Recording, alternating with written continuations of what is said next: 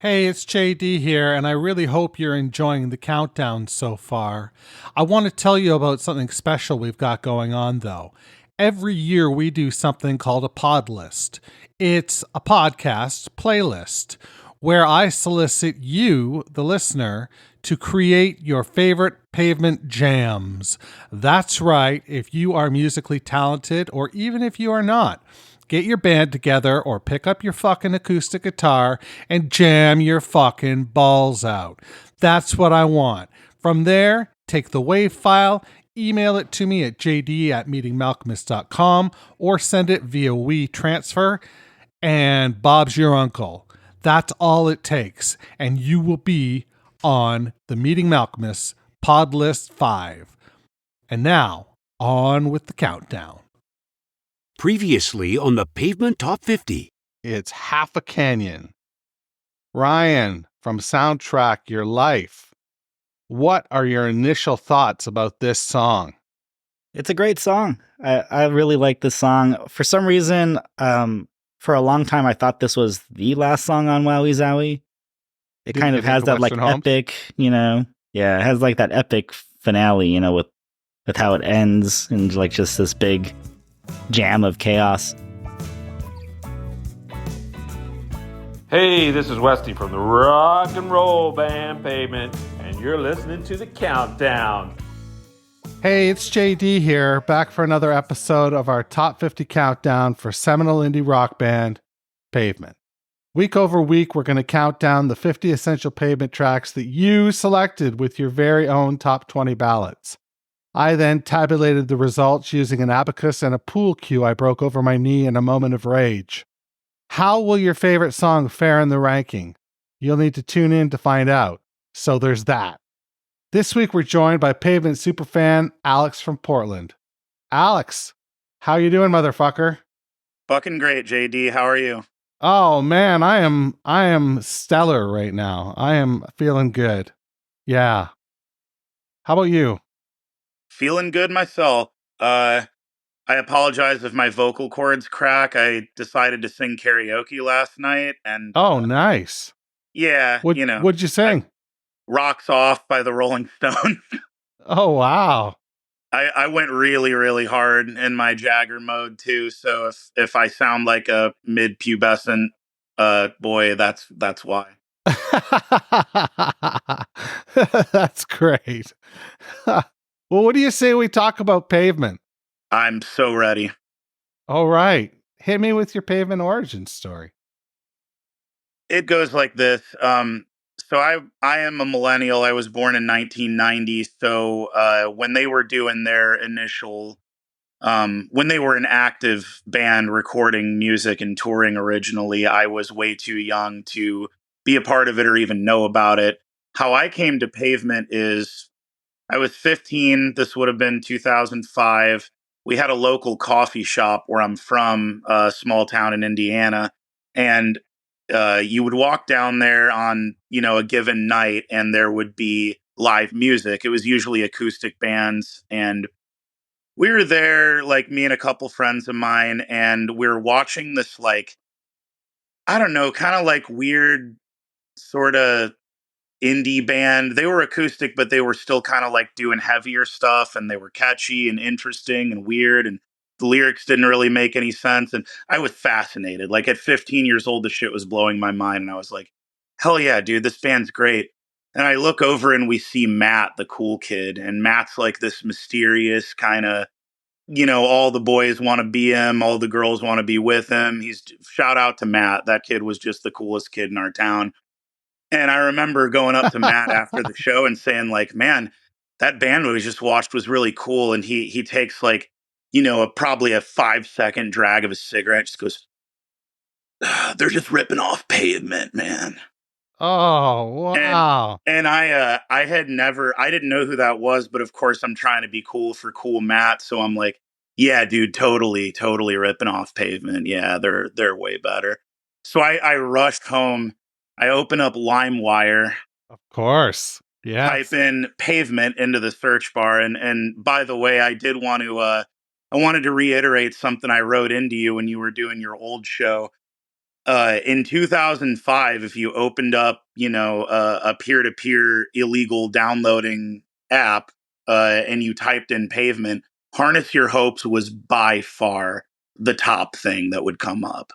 Really? Even on LimeWire? Even back then, it wasn't even close. Like, it was Harness Your Hopes with however many thousands or hundreds of thousands of downloads, and then I think Cut Your Hair was like number 2, but it was down by quite a margin.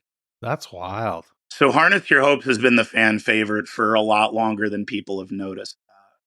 I wonder if that's because people were looking, if they're looking for Pavement, like the idea of a B-side is so savory, and Yeah, B-sides weren't always easy to get.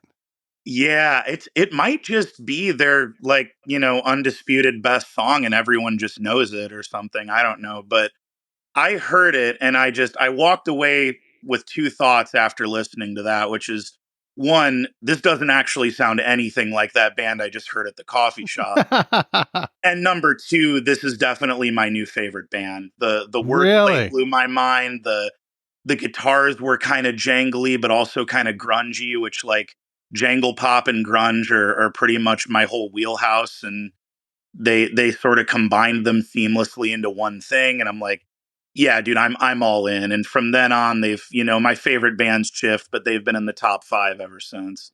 Wow.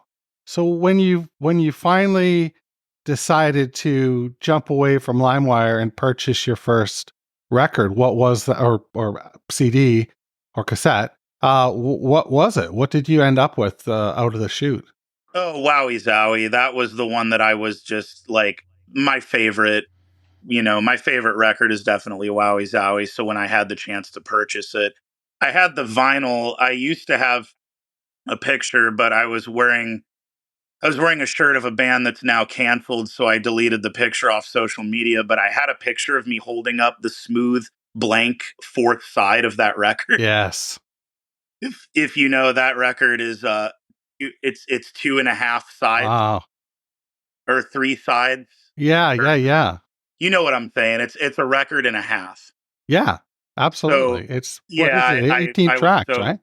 Yeah, I was so fascinated by that, and yeah, I'm now a completist. I've got all the reissues. I've got all the Lux and Redux and all that. Basically everything that I could get my hands on. And yeah, I'm the same. Every time they come up with something new, it's like, man. And we're recording this, in February right now.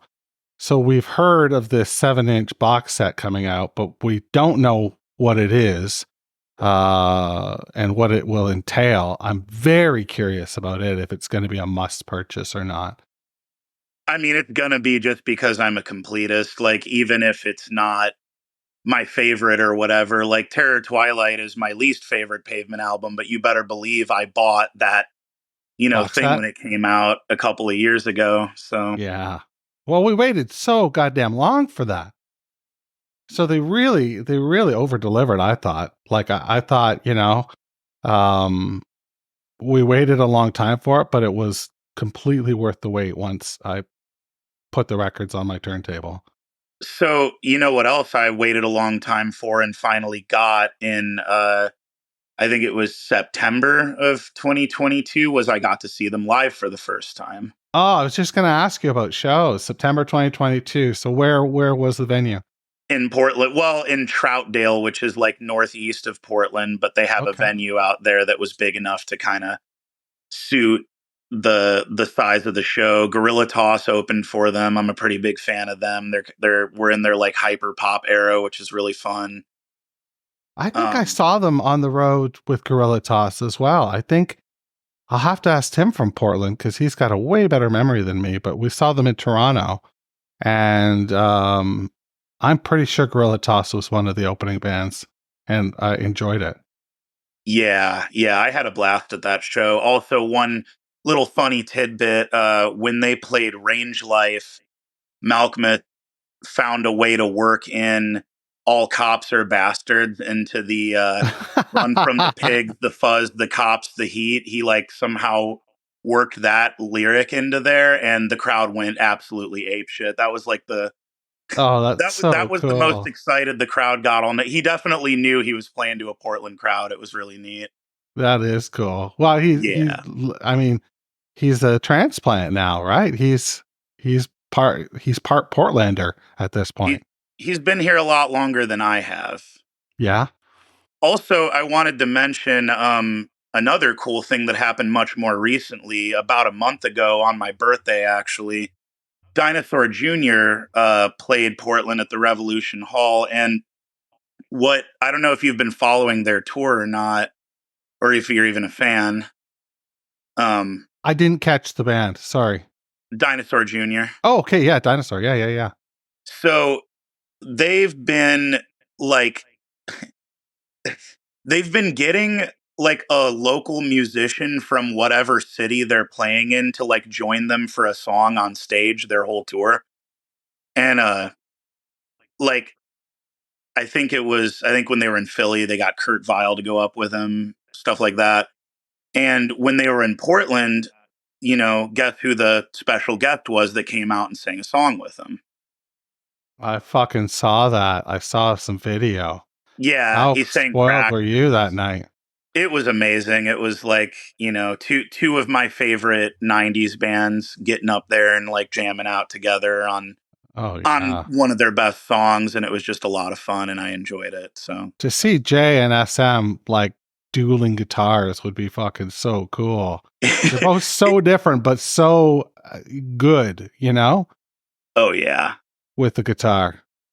Yeah, it was phenomenal. Also, they're doing "Where You Been" in its entirety, and that's my favorite Dinosaur album. So, and it was my birthday, and I was like, yeah, the universe kind of gave me this as a present. Like, got to see Malkmus get up there, so it was a lot of fun. Dude, that does sound like fun. God damn it, that's fun. Well, what do you think? Should we get into track 34? I think I'm ready to get into it. Then let's do this. We'll be back on the other side with track 34. Hey, this is Bob Nastanovich from Pavement. Thanks for listening. And now on with a countdown. 34.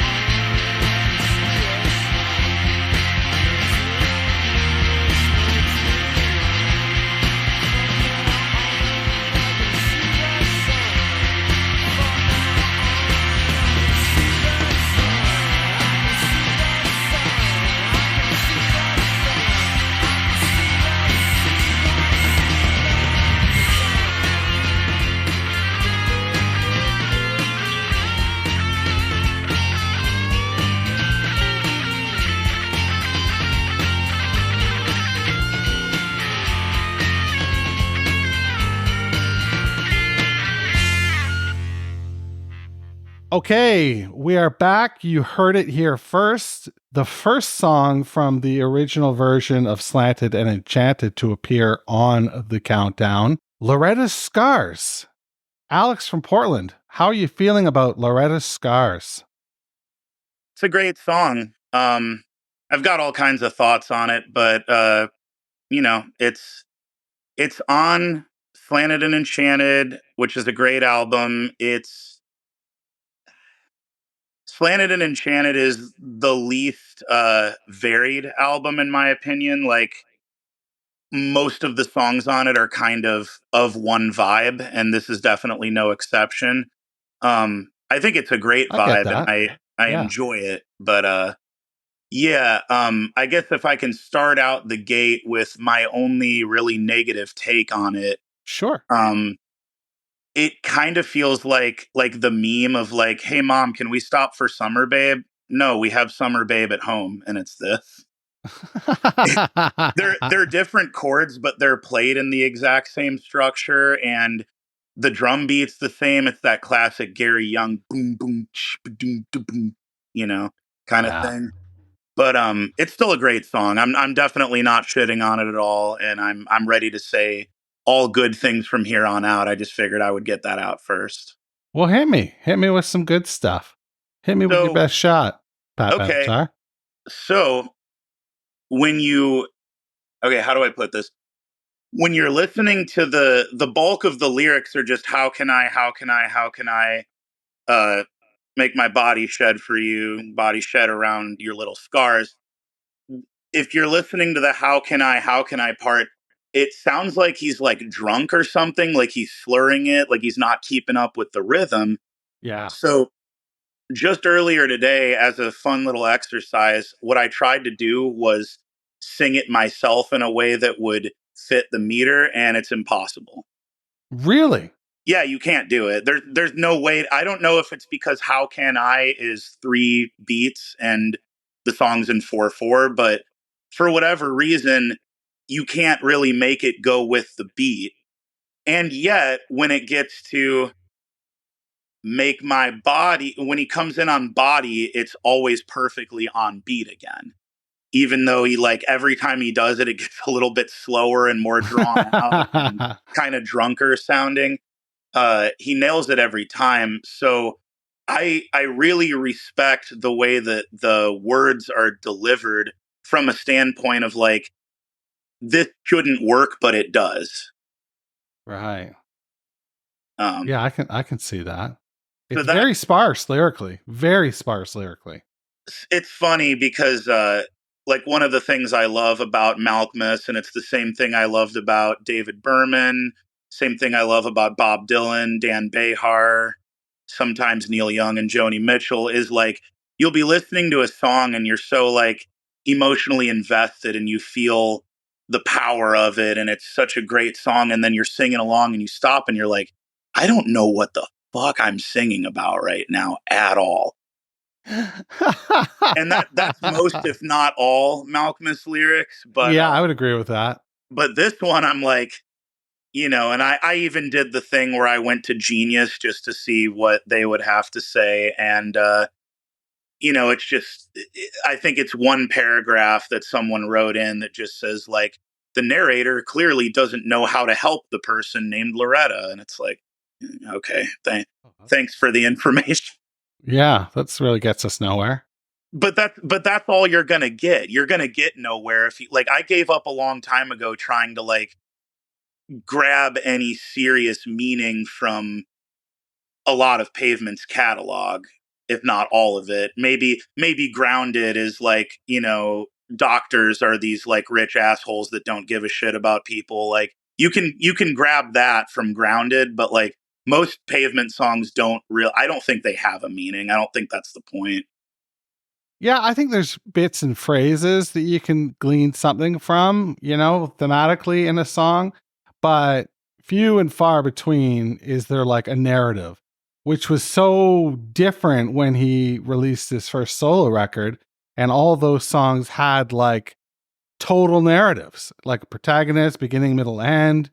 Like there's so many songs on SM's debut that showcase that he's not just somebody who's just throwing phrases at a wall, but he's really got it. So I don't know, like he told me when I spoke to him that he can compartmentalize Pavement and his solo stuff. But to me, there's a little bit of bleed. There's a little bit of bleed on some songs. And of course, I don't have them in top of my mind right now, but I tend to agree with you, but I think that there are some that, Yeah, no, for sure. And I'm just, of course I'm overgeneralizing, but like, so you're thinking about Loretta's Scars though, like that's the song we're talking about right now. And I mean, right. I don't know what your thoughts are on what the lyrics could possibly mean, but I've got nothing. Yeah. Well, what is the deal with metal scars? At one point, he says metal scars. How can I let Oh my body yeah. shed around your metal scars? Like, is this a robot? Is this like, what the fuck, man? Well, if it's a robot, it's probably not Loretta Lynn. Ah, right. Yeah. Only Loretta I know of, so.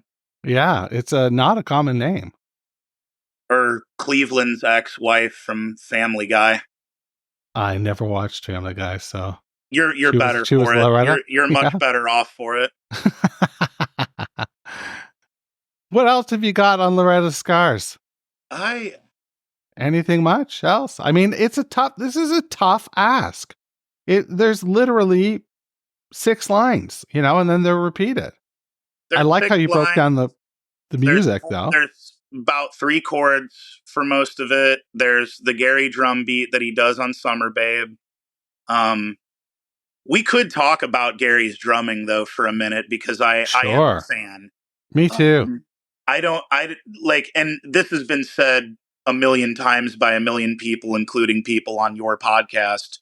But Westy is probably the more like technically proficient and varied drummer, but Gary's got this like certain style of playing, this swag, this kind of like vibe that he creates with the way he hits the drums. And it doesn't sound like anyone else. And I really appreciate that for what it is. And you this can tell song a is a Gary great song example. right away. Yeah, you're right. You can tell a Gary song right away. Oh yeah. And this is a great, this would be a good song to demonstrate that point if I was going to play a song for someone and be like, this is Gary Young drumming, Yeah. This would be the one you would choose?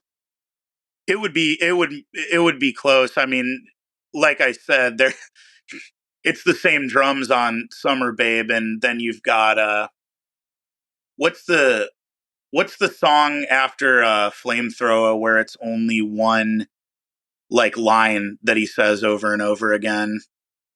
I can't remember the name of the song off the top of my head. Yeah, me neither. But that song is basically the same drum pattern. So whoever's going to be listening to your podcast is going to scream at the phone, whatever the name of that is, and good for them. I do that too. But yeah, no, it's a good example of that Gary Young drum sound. And I'm not a musician, so I can't explain it in technical terms. But because I am like a diehard music obsessive, I know when I hear it and I know when I don't. Gotcha. And you like it. That's the important thing. Yeah. I love it. I mean, I don't know if there's like a bad Pavement song. Even their like fuck around throwaway B-sides are usually funny. Agreed. Yeah, I totally agree with you. There's a lot of good stuff on the B-sides. My next question for you though is, where does this song fit in the top 50? Is it rated properly? Should it have been higher? Should it have been lower? What do you think? Yeah, because I only know what like 47 through 50 are, it's difficult for me to like, it would be so much easier for me to come up with my own top 50 if I could like argue yours, Right. But yeah, just as far as it being fairly rated, yeah, because I don't even know if it makes my top 5 on Slanted, but it's also a great song. So Agreed. yeah. So would I put it in the top 25? No, but would I put it in the top 50? Yes. So 33 sounds about right. Sounds about right. Yeah, that's what I think. It's a top 40 song because it's from that debut record, which turned so many of us on to Pavement. Not me, because I came so late to the party, and you came late to the party. But those cool fucking Mark kids, Matt. It was Matt, you said, right? Yeah. His cohort, were probably into Slanted, like, not him specifically, but his cohort were listening to Slanted, when it dropped, and reading zines and whatnot. Every like town, every city's got at least one of those Matts, and probably some of them are named Mark. And yeah, they're always going to be a little bit cooler than you. And when you're a teenager, I think you need that. That's like your North Star, and then you sort of use that as a branch to find your own way and pave your own path. And I'm grateful. I'm grateful for that kid, and I'm grateful for his little comment that made me go search out Pavement and fall in love right away. Really cool origin story. Well, that's what I've got. So I'm not sure if there's anything else you want to say, or if there's anything you want to plug. Well, premature plug, but I don't know when you're releasing this, so maybe it will be out by then. I am starting my own podcast. It's going to be cool. It's going to be a music obsessive deep dive, and I'm going to attempt to connect a bunch of dots between, bands, scenes, record labels, the culture around it, tracing back from like 60s stuff until now, 90s, everything in between. It's going to be sort of like the Charlie Day meme where he's got, he's in like the post office basement and he's going through his whole conspiracy with that's right, all the string and shit. It's going to be like a music version of that. So if you're a music obsessive like me and you think I'm funny or crazy or interesting, then I'll have JD plug this when it's ready to go. Cool. Awesome. If you don't mind, of course. I just volunteered you to plug my show at some point. Absolutely will, Alex. Totally. All right, brother. Well, that's what I've got, and that's what Alex from Portland has. So we thank you for tuning in, and wash your goddamn hands. Thanks for listening to Meeting Malcolmus, a Pavement podcast, where we count down the top 50 Pavement tracks, as selected by you. If you've got questions or concerns, please shoot me an email, jd@meetingmalcolmus.com.